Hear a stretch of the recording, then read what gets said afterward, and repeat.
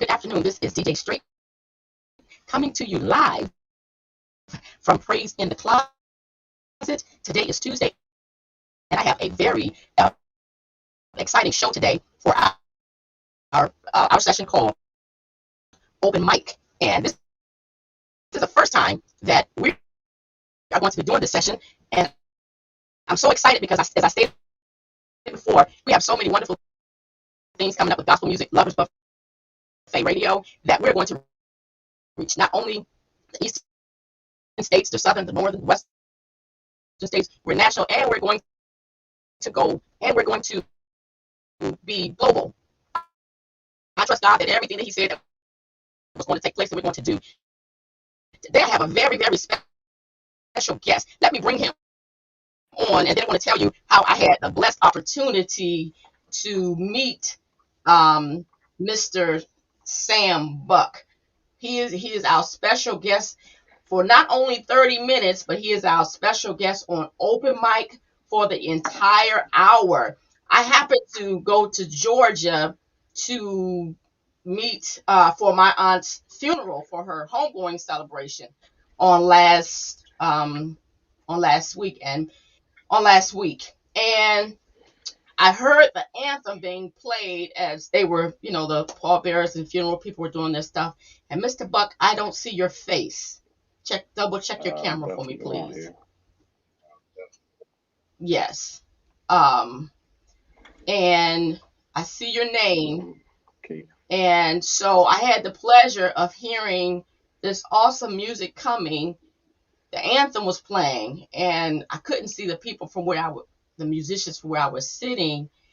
But after the service, I had to make a beeline to make sure that I could get up to the to where the music was playing. And I introduced myself, and he was so kind, and I asked him if he would come and be a guest on the show. There we go. We have his picture right there. I'm talking about giving him accolades. Let me tell you something. It sounded like there was an orchestra playing. When you're talking about a homegoing celebration, music has a big part to play. And certainly, I asked Mr. Buck if he was a minister of music, and he is the minister of music. And let me put this up from the Antioch,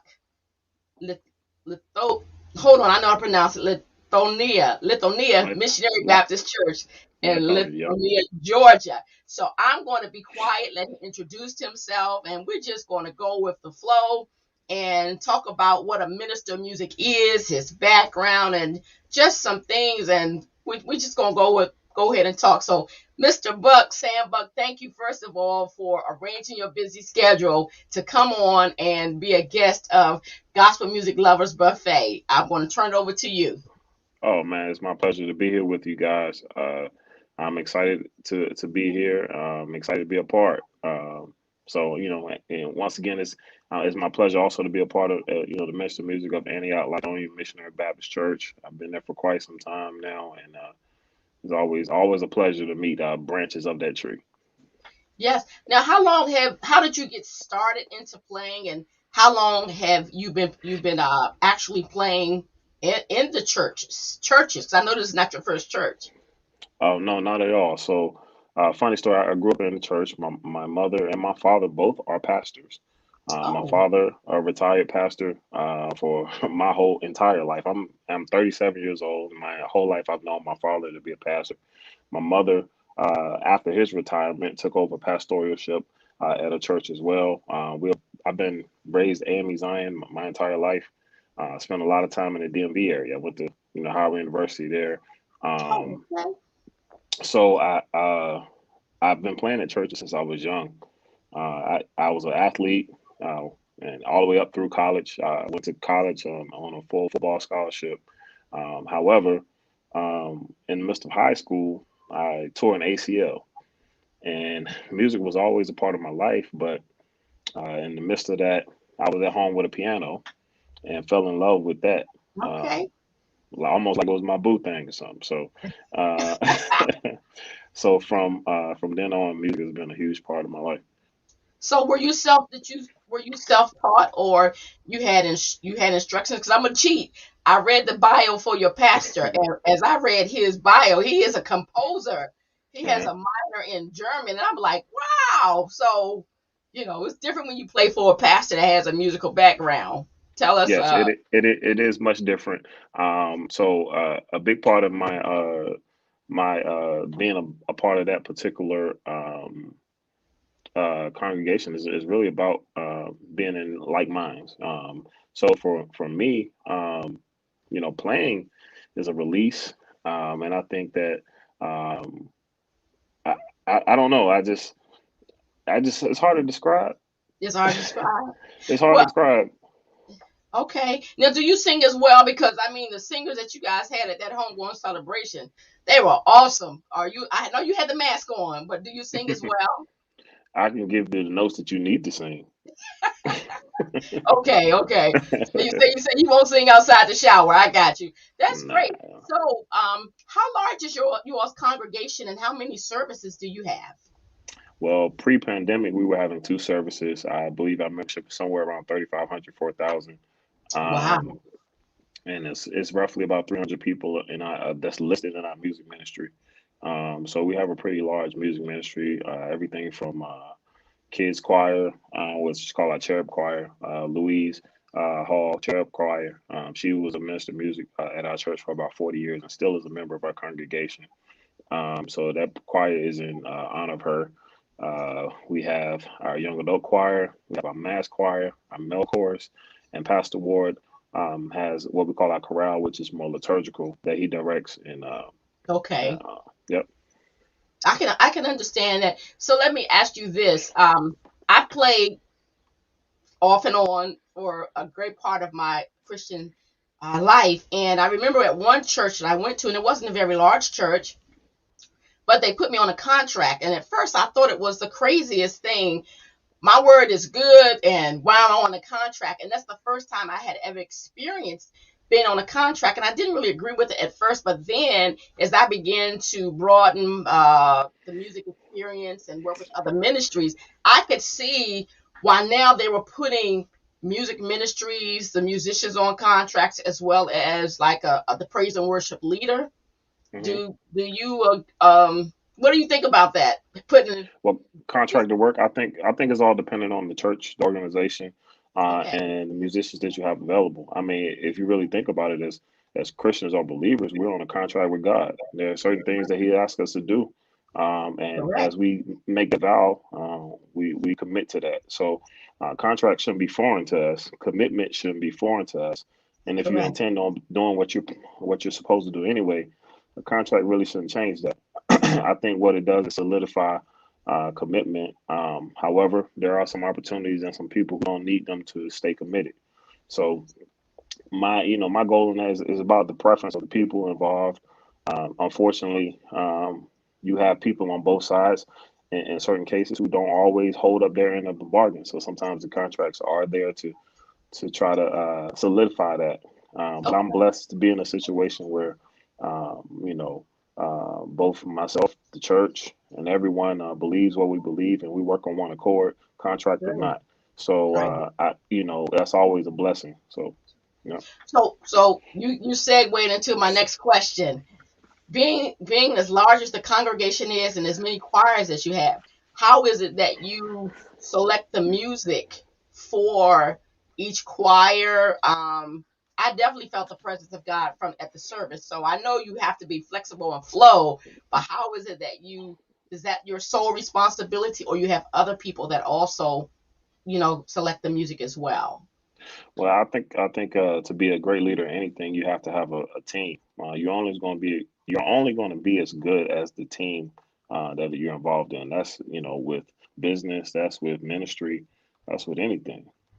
So I do have a team of people. Some some of my team members are a part of the selection process for each Sunday, but that is a small part and a big part, small and big part of the Sunday worship experience. As a leader, a minister of music, your job is to oversee, give vision, give direction, and to Okay, coach others. My whole thing is you can't lead anybody unless you're willing to try to make them better. Your job is to care about the people you lead. So, that's where I kind of pride that in. And as far as music selection, however it comes, it comes. So yeah. Okay, because I've seen it in different ways where people who don't play, they get to pick all the music, and the musician can't play it, or the musician says, "Look, this is what I'm playing, and this is what you guys are going to learn," and that's it. And I'm going to segue back into this in a minute, but your choir recorded music. It's the ALMBC. It's called ALMBC 150. And I hmm began to listen to it. I think one of my favorite songs was the Imperfection. How did hmm that come about as far Imperfect. Yep. as getting a choir? I mean, recording and the rehearsals, and how did that all come about? Because you guys got a great sound just with those Well, people that I've heard. I can give you a story about all of them, but I'm going to give you a story about how the whole thing came together as well as that song. Um, so the album came together because our pastor had a vision of for our 150th anniversary, which was 2019, Oh, okay. to put together a live recording or a gospel concert. So we kind of did two in one. We were blessed that evening to have Byron Cage with us as well as our feature artist, and we were blessed to um, record an album, EP, so to speak. So the album came about just based on the pastor's desire for us to have something original outside of the liturgical field, where he does extraordinary work himself. So Yes. that's how the album process came about. Now, I was blessed actually to write or produce every single song. The only song I did not write was called Already All Right, which was written by one of our members and praise team, which you probably saw. She sung Jesus, that song Yes, by that Cheryl was Seeley. her. Okay. Yep. So Okay. she wrote Already All Right, and I produced that song, but every other song was written and produced by myself. Um, and the Imperfect song, you said that's your favorite. That was my favorite. That's It's one. just Yeah, that's just one of my favorites. I wrote that song in a place of just feeling like, sometimes I think we believe in Christ, and then the first thing we do once we accept him is figure out what we should not do. And okay. unfortunately, we should probably just figure out what we should do. And then usually when you figure out what you should do, you don't have enough room for the things you shouldn't.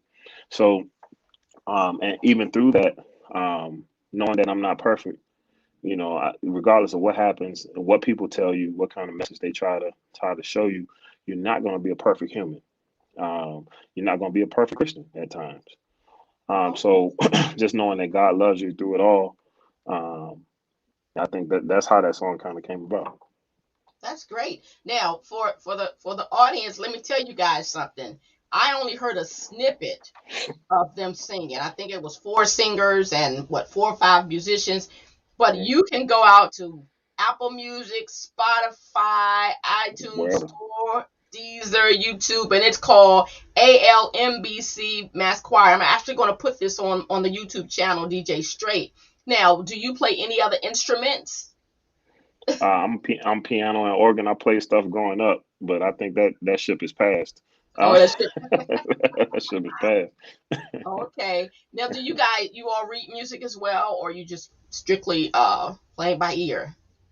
At this point, you need to be doing a little bit of both. But with church, a lot of it is about how it feels and not necessarily how it reads. So, I was blessed to be a graduate of Howard University Music Department, where they taught me all that I needed to equip myself for whatever comes about. But uh, church is about a feeling. I think too many times one side thinks the other side is better, or they think their side is better. The readers think that their side is better. The all ear people think their side is better. When in reality, we all serve a purpose in the kingdom or just in life, music. So Yeah.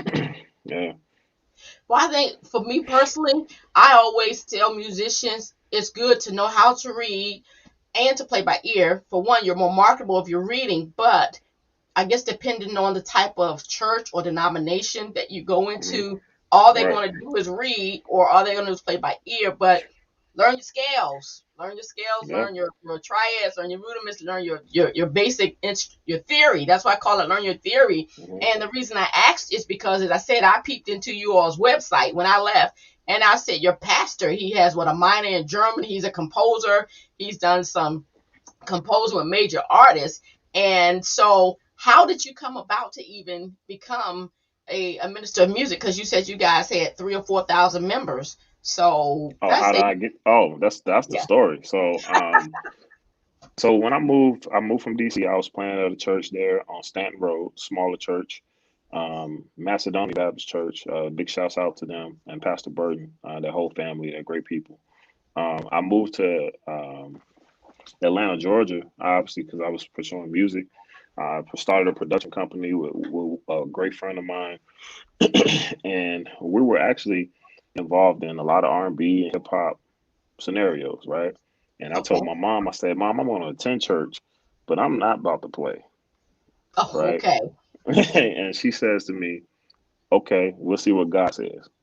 A month later, I get a call from a friend saying, hey, our minister of music just went down in rehearsal. I need you to fill in.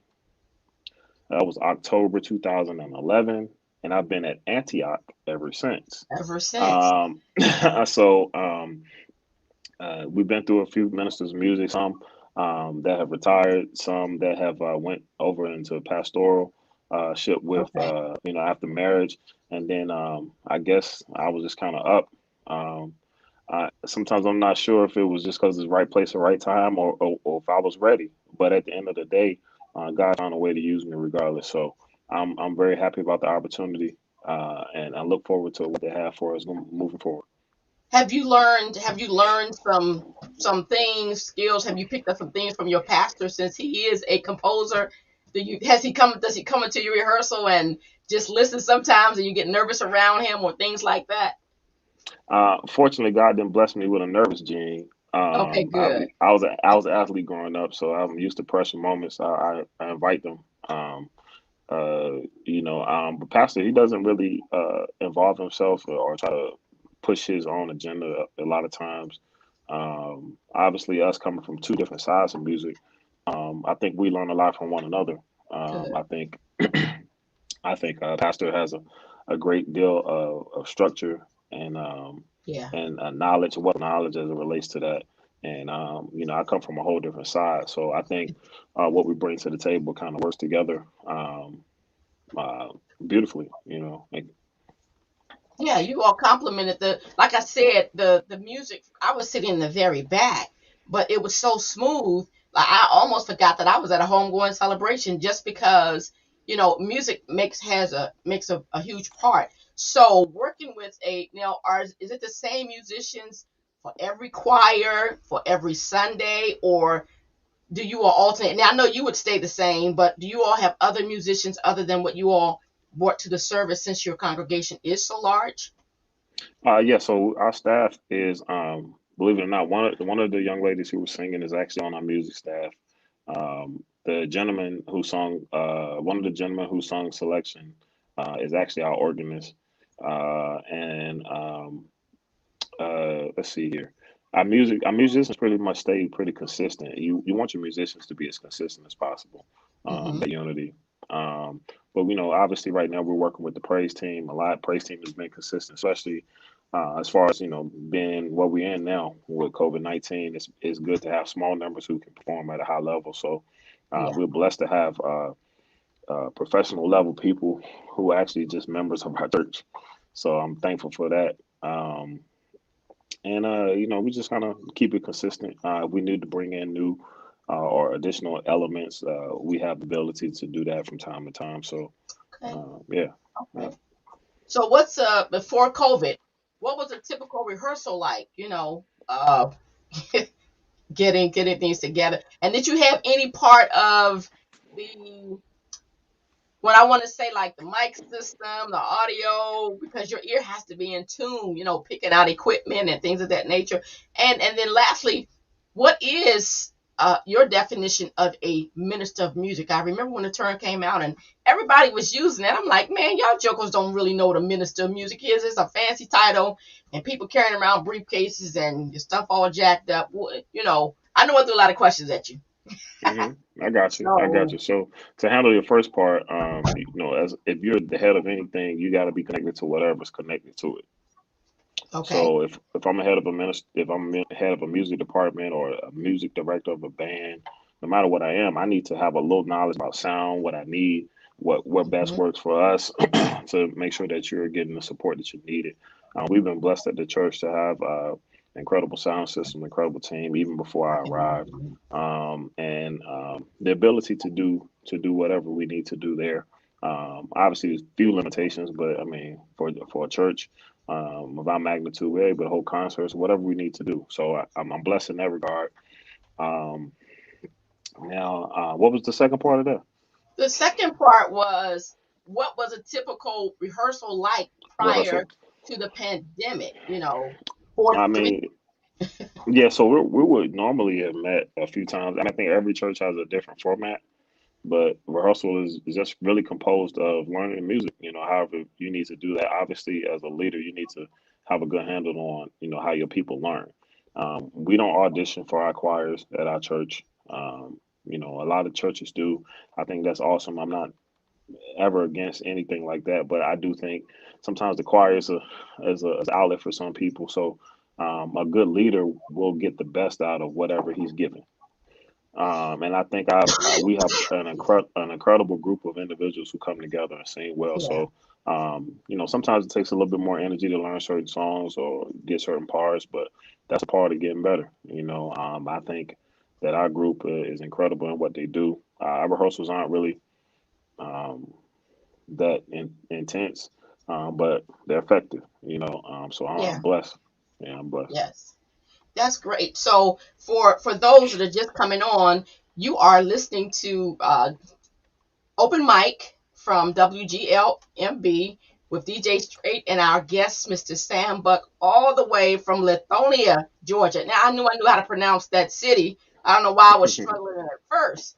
I did It's try all last good. before I got on, but It's all good. I wanted to talk to him because he was just in his disposition. From what I heard, I mean, the team, they work well together, and he was so instrumental in just me wanting to hear how I've been around visiting a lot of churches, prior to pandemic and stuff. And I just like, I love music, but I was just so taken because, like I said, you guys started out with the anthem, and music plays such an important part, an integral part in any type of setting. When those church doors are open, even if it's just a little fellowship, and that's why I wanted to talk to you, because you guys were just poised. So, if what would you give to a, when I don't want to say up and coming musicians, because musicians start playing when they 4 or 5 now, but what kind of advice would you give to somebody who's not sure?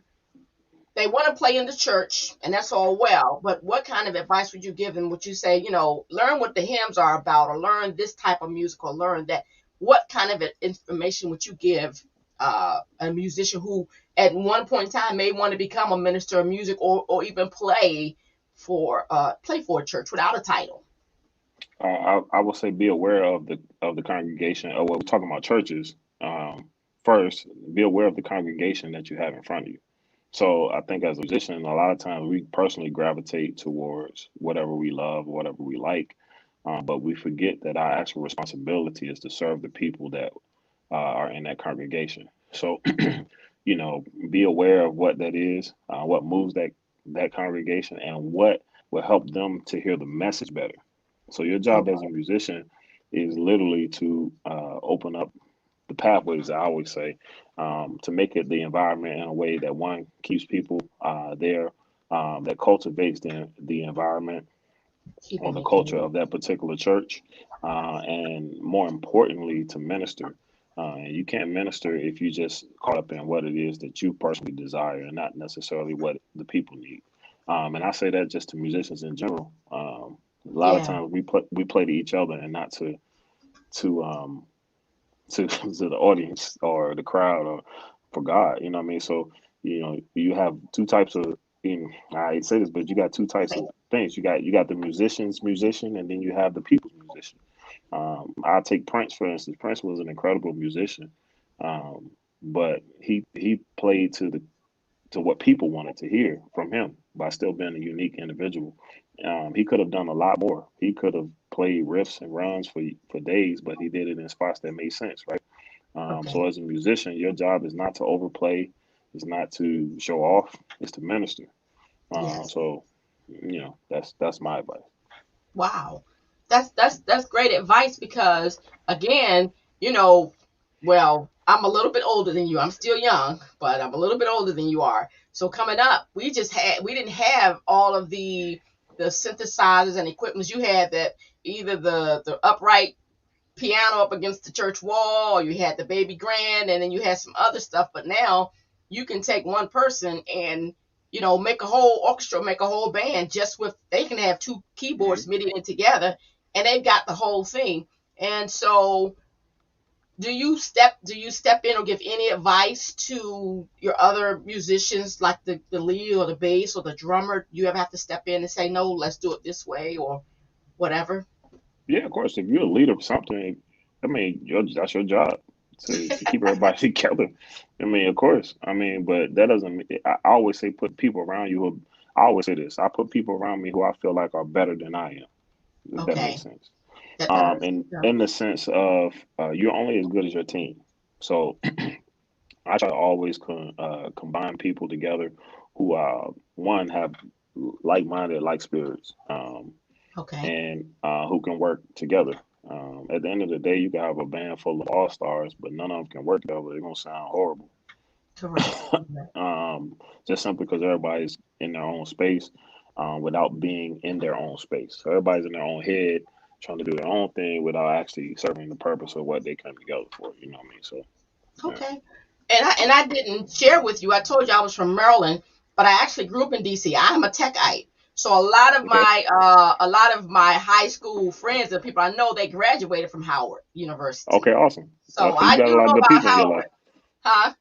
You got a lot of good people in your life, then. Oh yeah, yeah, yeah. I knew a lot of people at Howard, and I think when I Hmm. was at Howard volunteering, I was more looking at when they were building the radio station, because Hmm.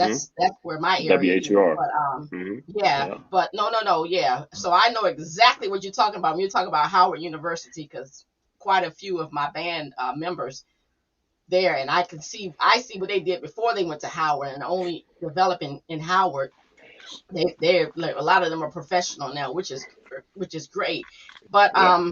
I wanted to. So, did you grow up? You said your parents were pastors. Hmm. Did you have to play for them? I didn't have to, but I did for a long time. My church was known for not having a musician and still delivering great music. For some reason, we just never had like my father's church. It was just like musicians were, musicians are known to be kind of some, unfortunately, here, there, and everywhere. You know what I mean? They don't That's really right. stay in one place Some are long. Harlings, and Like, some aren't. yeah. So, um, one, which is another amazing thing. I've been at Antioch for 11 years, almost 10, 11 years, and that's amazing. But and our drummer has been there for 20, 30 years almost, believe it or not. So, you know, playing for my parents was just like, it was almost a necessity. Like I did it because there was nobody there. So I was like, I'm gonna try. What could it hurt? Right. And eventually, it just became a love of mine. I went off to school and then I dove deeper in. I was in the jazz department, so you got to dive deep. They challenge you. I say outside of maybe I, I felt like I was around some of the best musicians I had ever been around. Oh yeah. So it challenges you to be better. You know what I mean? So Oh yeah. Okay, well, great. Well, once again, I wanted to just say this is WGMLB with DJ Straight on Open Mic. We are speaking with the one and only Sam Buck, who is the Minister of Music of Antioch, Lithonia Missionary Baptist Church in Lithonia, Georgia. And he was gracious enough. And one more thing I wanted to say is that they have an album. It's called ALMBC Mass Choir. And the title of the album is ALMBC 150. And again, it was celebrating their 150th church anniversary, and you can purchase it on Apple Music, Spotify, iTunes Store, Deezer. Yeah, I believe it said 8 songs, and you will not be disappointed. And it's various styles of gospel music. And that was one of the reasons why I liked it, because of course, as you know, Gospel Music Lovers Buffet, you'll hear Christian, you'll hear contemporary, you'll hear bluegrass, you will hear rap. It's all about reaching people. And there's a bonus today, because normally we only run this show for 30 minutes. But as I was looking at Mr. Buck's card, I said, hold on. You have another, let me put his name back up here. You have another job that Mhm. intrigues me. So what Okay. I'm going to do is, now I'm going to segue into something completely different. And he has graciously stated that he would stay on. So let me just back in 2000, and I want to say 18, I had an assignment from the Lord, and it was to write a book. And I was obedient, and I wrote the book, and I'm going to put Hmm. the book up here in one quick moment. And the book is called It's Not About Me, It's About Them. Now, let's see, how do I say this? It is a novella. It's under 30 pages, and it's an easy read. It's a very easy read. I'll put a picture of it. The book talks about if we're all going to leave here, we're going to die. And people don't like speaking about that subject. But the reason that that book means so much to me is because it is going to happen. And what are you going to do with your loved ones that are left behind? They don't know. If you haven't written it down, they're not going to know what to do. And so I wrote the book, and of course, technology wants to embarrass me. It doesn't want to completely work properly, so I can't put the book title up here. But I will get it up here before the show is out. But Mr. Sam Buck is also a life insurance agent, and that was one of the other reasons why I wanted him to come on the show, is because I wanted him to be able to talk about life insurance and the importance of having it. And here we go, right here. So I wanted him to talk about it. Stop sharing. I wanted him to talk about his life insurance business, because it is a necessity. Now people say, "Oh, I don't want to talk about death because it makes me squeamish. It makes me not feel good and things of that nature." But it's going to happen, and that's just something that we have to. That's just something that we have to just. We're going to deal with. And while I want him to introduce himself on that, I'm gonna cancel that share. Ooh, don't cancel the show. I am going to bring him back and let him talk about what it means to be a life insurance agent, and how he came about that, and the different people he comes in contact with, and the purpose of having life insurance. And then I'm going to come back in, and I want to share a couple of other things with you. So right now, I'm going to turn it back over to you, Sam Buck, uh, Okay. as a life insurance agent. All right. One of my many hats. Well, Right. quite simply, I think is one of the most important things to talk about. Only two things that are in common, that every single human being or every single life force has in common, is that we're going to be born, and then we're going to die. Now, all the stuff that happens in between, it varies, but those are two very common things. Life insurance really isn't about death to me. It's about the life of those that we care about. It's about the legacy that we want to leave behind, Correct. and it's about necessarily understanding why it's important. We insure cars, we insure laptops, we insure phones, hands. Some people insure their hands. But ultimately, our life is the thing that drives all of that. If there's none of us, there is no cars to insure, there are That's right. no phones to insure, and unfortunately, we look at ourselves last. And I think sometimes that's just human nature to look at ourselves last. But one of the things they always tell you on the airplane is to put your mask on first before you put on someone else's. Right. So I think protecting yourself and your family is important, but more importantly, knowing why you're protecting them. Um, I just think we've had a lot of, unfortunately, in some of our communities, we've unfortunately been misinformed about what that is. And a lot of times, some things have happened that may have caused us generationally to not trust it, right? Yes. Um, but it's to be able to get good information, to be able to get information that is particular to you and your family. That's the important part. You know what I mean? It's all about a conversation if you're willing to have a conversation. Right.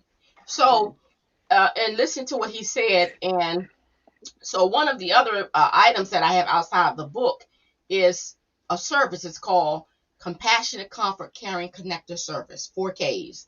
And my other screen is frozen. That's why I'm unable to share. But what that is it enables you to pre-plan your final wishes, because if you don't pre-plan, and life insurance is a huge part of pre-planning, but there are also other entities, as far as, and I know he can talk about it, do I have enough money to cremate, or do I have enough money to bury, do I have to cremate, so many other entities that people don't think about it. And Right. one thing I found with people, when it does happen, you don't even know what the policy is.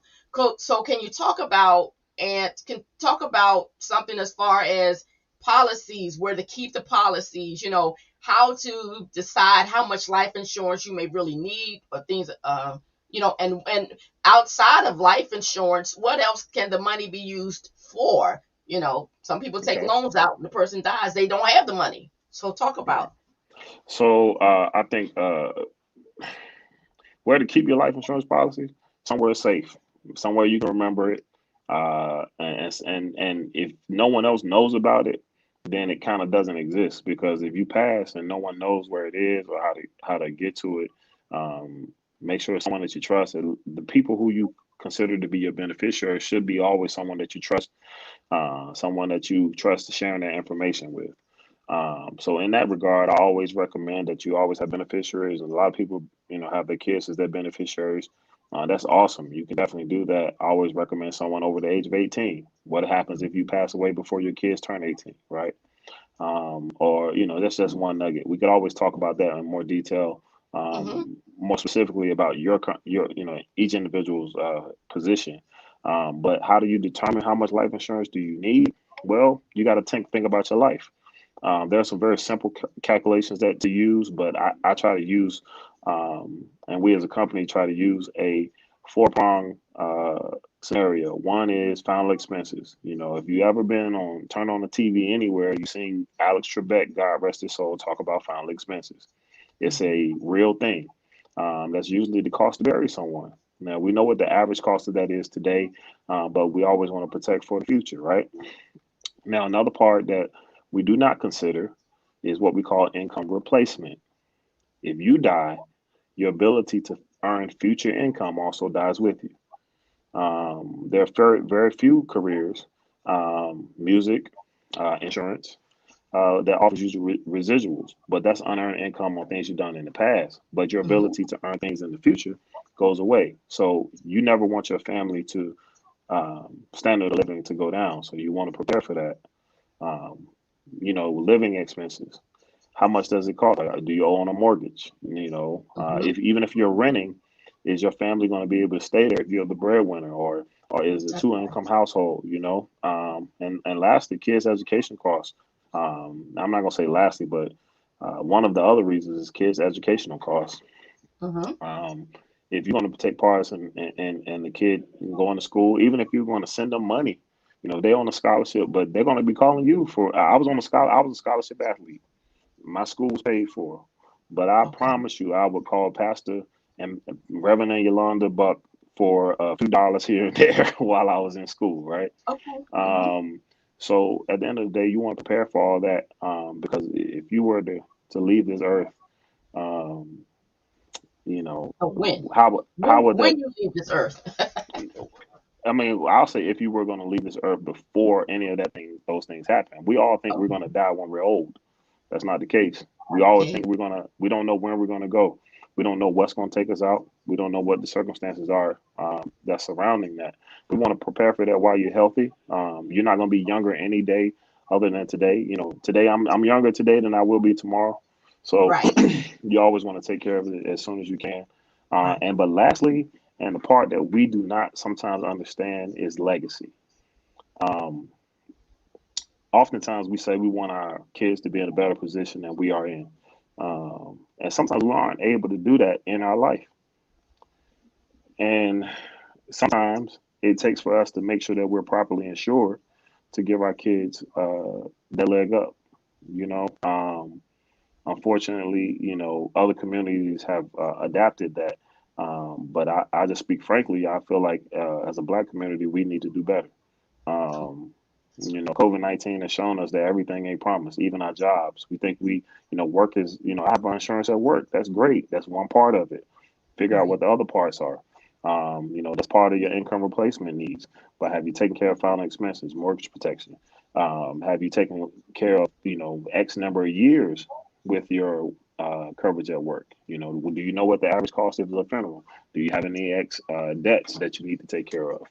So understanding all these is where a professional like myself or my team comes into play, just helping you realize those very lightly, even protecting some living benefits like cancer protections, which I think is Okay. vitally important. One in every two men are going to get cancer, and one in every three women are going to contract cancer at some point. It's hit home for us um, more recently than not. And the reality is, a lot of people survive cancer, but sometimes their bank accounts don't. So you want stuff in place that'll help you get over that hump. Yes. It's just a lot of things that we can prepare ourselves for that really doesn't cost us what we think. So That's right. That's yeah, right. I always tell people, if you can't afford to die now, you can't afford to die later. Now, part of my background is human resources, and I tell people even now, every 5 years, check your beneficiaries because I've seen folders where people had beneficiaries, 30, 40 years ago, literally, and they have not updated. And I've seen where the guy didn't take the girlfriend off, and when he passed, the girlfriend got all the money, and the girlfriend and the mother's fighting and things like that. As far as life insurance, talk about how important it is to not only have a primary person, but to have a contingent on there. yes. So you got different types of beneficiaries, and I would even go to step and say, my clients, we're going to check up every year. We're not even going to check up every five because there's a big difference between 2019 and 2020. That's right. you know That's right. One of the things that you want to do is as your life changes, so that your coverages and what's needed also changes. Sometimes you don't need as much as you had.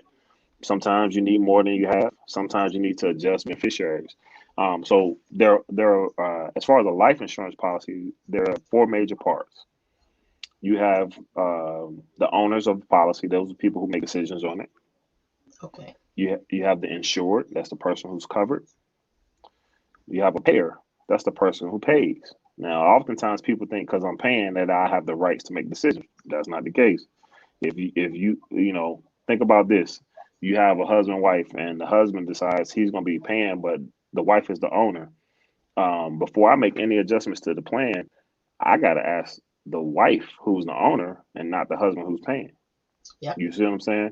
Or Mm-hmm. or vice versa, or however that works. But the last part of that, as you mentioned, are what we call beneficiaries.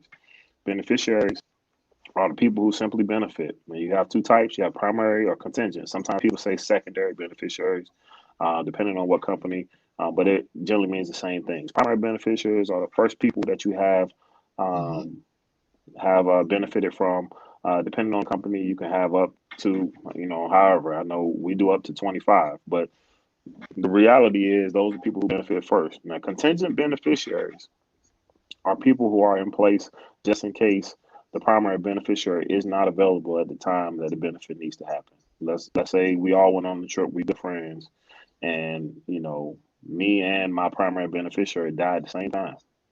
Mm-hmm. The contingent beneficiary is there in place in situations like that. So So tell me this: how early should I acquire life insurance? Should I get life insurance on a 1 month old baby, or should I wait yes. till they're 18? Talk about So that. let me ask you a question. If I owe you $1,200, right? Mm-hmm. So I owe you $1,200, and you give me between January and December to pay you. If I start paying you in January, it's going to be a lot different than if I start paying in November. Right. Life insurance costs the same. It's about when you start paying for it. Sometimes we wait so late in our life that our age kind of priced us up, right? Or our health. So you got benefactors that go into life insurance. One is your age, one is your height, your weight, Okay. your medical history, and your gender. Males, we're going to just pay more for life insurance. We do a bad job of going to the doctor um, and not knowing what's going on. We figure we can, I guess, put some WD 40 on it and be cool, but And that's think not it's like always it's the hard. case. Yeah, yeah. So those factors are all different. That's why a lot of times people say, "Well, my friend paying X amount of dollars for $100,000 policy. I'm not paying more than that." Well, you also got COPD, uh, high blood pressure, gout, and Talk about it. that's a female, and you're a male. It could be all those different things. That person's 32 and you're 48. It's a big difference, right? So, comparing apples to apples, generally speaking, most companies are going to be generally around the same prices. You got to trust who it is that you're working with.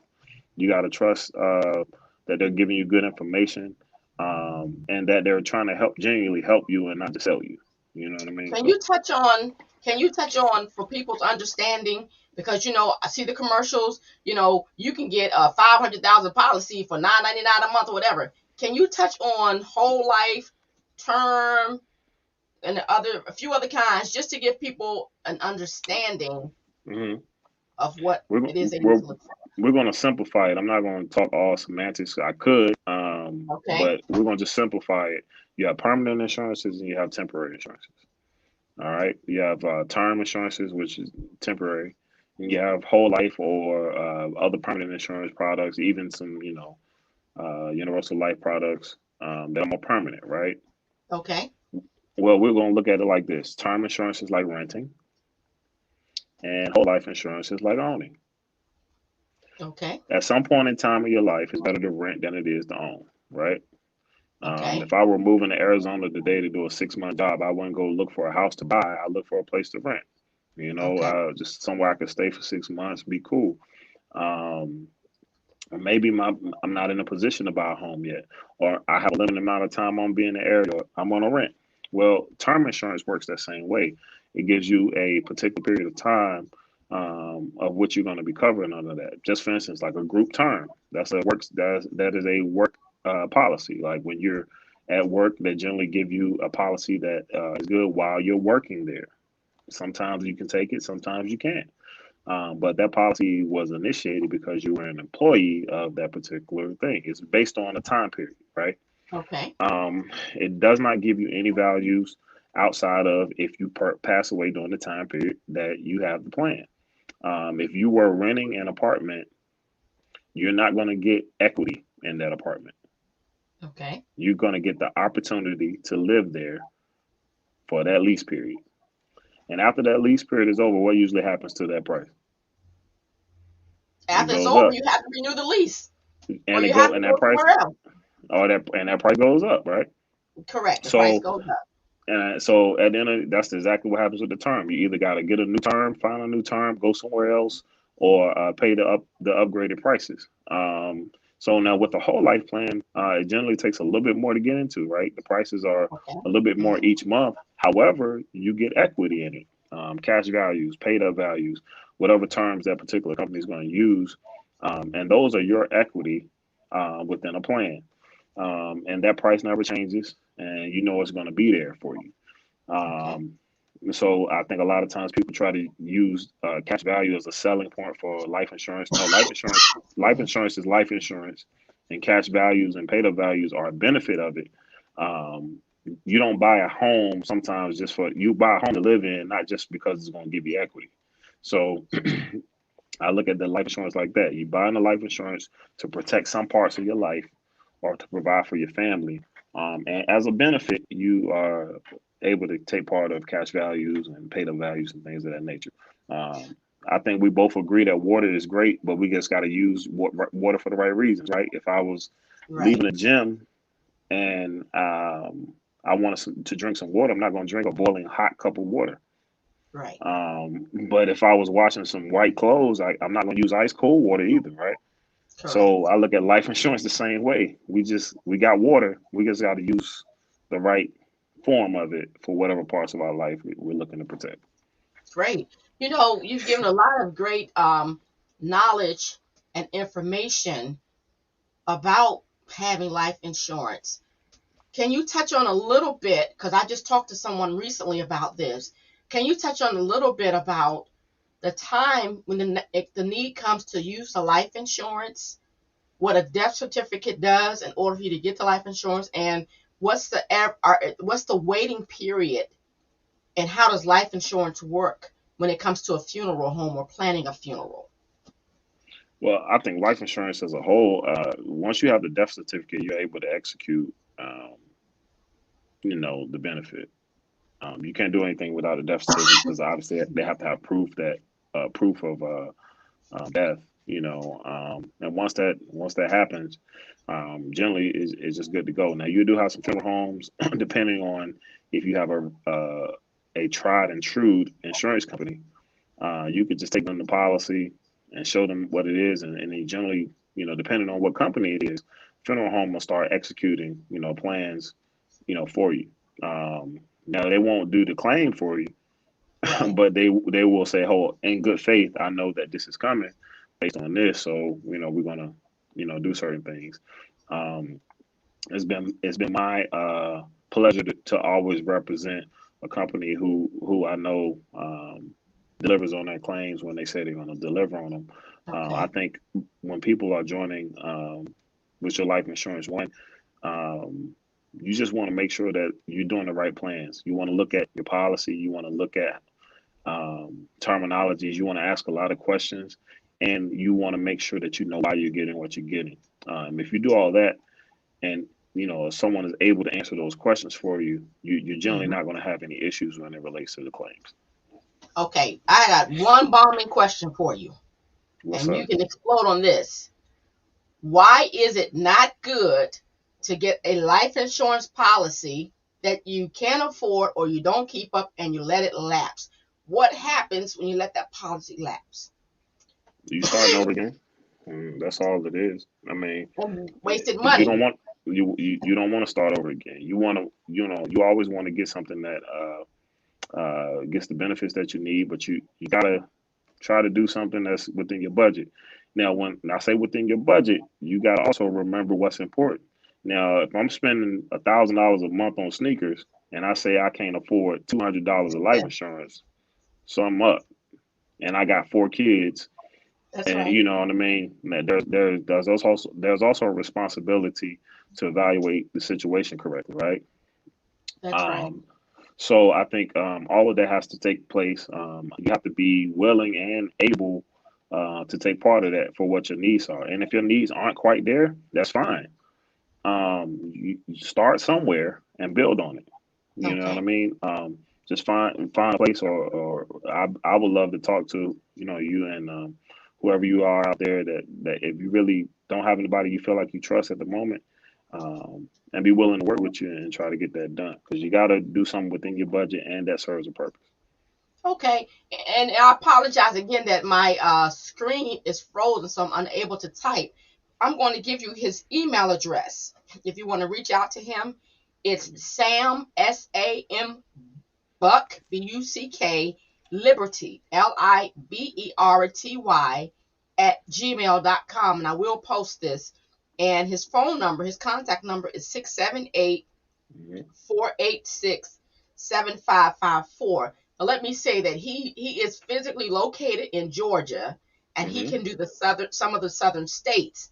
However, I would trust him to provide me wise counsel and good advice when it came to life insurance, because I know for a fact that there are some agents that I've dealt with who want to give me the world. They're not paying for it. So I had to do my research. But I Right. trust Sam Buck that if you all have a question, again, I'll put his information up on the screen, 678-486-7554. Email is sambuckliberty@gmail.com. He's just not your average insurance agent. He supervises. He's got a lot of folk under him. He knows what he's talking about. Like, I guess he played football, just looking at him, or whatever sport he played. He I doesn't take did. any prisoners. But I have enjoyed speaking with you. For those of you just coming on or came on later, we talked about him being a minister of music, and one thing I like about that is not only is he a minister of music in the church, living for the Lord and serving the Lord, but he also has a secular job, and we're going to leave that part alone. Just leave it there. That's all I So need to leave hear. it right there. We're going to leave it right there. So, Sam Buck, are there any parting words that you would like to say? And I would also invite you, as we talked earlier, tune in and listen to WGMLB.com and hit listen live. We are on 24/7. We are a new station, nationwide, global. We're going to take this as far as it can go. We have so many different shows that everybody can participate, and it's all about sharing the good news, the word of God, but we share it in a fun way, a loving way, a lively way. You're not going to go to sleep on WGMLB. You just won't go to sleep. We got a lot of things Amen. planned, but Right. Sam Buck is, and I appreciate you for just taking the chance and taking the chance and just calling. And we talking the other day. Are there any parting words that you would like to give the audience on either subject that you talked about? Well, honestly, just I would appreciate if you guys, go on and stream the music and buy the music. The church, definitely put the heart and soul into that. The members definitely did. But above that, as it relates to taking care of your souls and take care of your families, just remember to take your time, get good counsel, and always remember that God is always first. In whatever you do, and if you do it with the earnest heart and true intent, it's always going to work out for you. So please follow me on social media groups. On Instagram, I'm Just Play, JUZTPLAY. You see plenty of pictures of me and my family, all that on there. Please follow me on Facebook. My name is Samuel Lamont Buck on Facebook. I love to connect with you there. Um, and please follow our church's music page, which is ALMBC Music, um, everywhere. So I look forward to hearing from you guys. I look forward to you giving me your feedback about the music, and I look forward to being able to counsel or help whoever I can, as I'm very serious about my ministry, and I'm very serious about helping people attain their goals with their life insurance. Okay, now the information that you gave as far as connecting with you, if Hmm. you either text me that or email me, I will make sure that I put it up when I put this out, when I load this show on YouTube. But I look Awesome. forward to having you back as a guest again, and maybe we'll talk about some of your sports memorabilia. We could talk about it. We could talk about it. Yes, sir. But I thank you very much for taking time out of your busy schedule and just coming and helping us out at Praise from the Closet. This is a real Awesome. closet. Praise from the Awesome. closet, Yep. and just doing what the Lord has said us to do. So thank you very much. And I will, one of these days, I'm going to make it back down to Georgia just to come to the service. Just Awesome. to We come look to forward the to seeing service. you.